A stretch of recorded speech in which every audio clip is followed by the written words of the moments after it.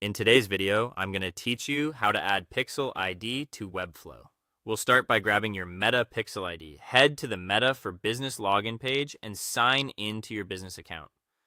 Once you're in, open Events Manager. If you already have a Pixel set up, select it from your data sources. You'll see the Pixel ID displayed near the top. It's a string of numbers. Copy it exactly as shown.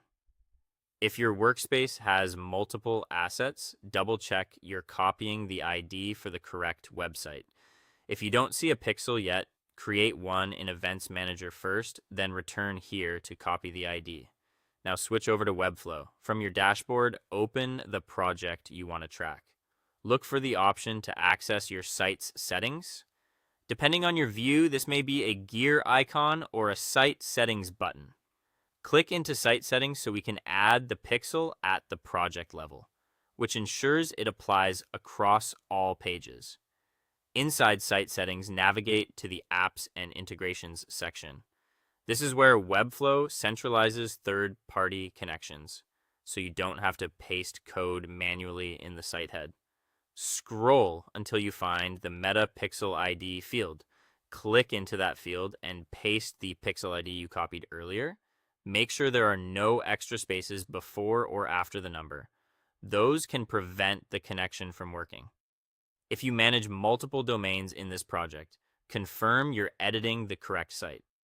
After pasting the ID, save your changes.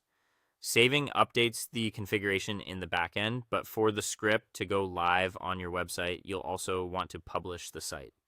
Go ahead and publish to your selected domain or staging domain, so the pixel can start loading on your pages. That's the core setup done.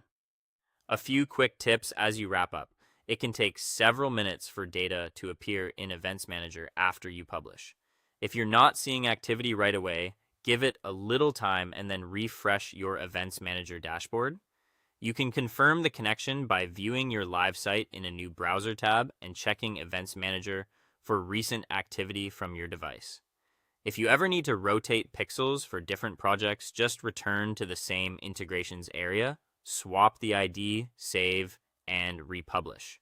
And that's it. You've logged into Meta for Business to get your Pixel ID, opened your Webflow project's site settings, navigated to apps and integrations, pasted the ID, saved, and published. Your Webflow site is now ready to track with Meta.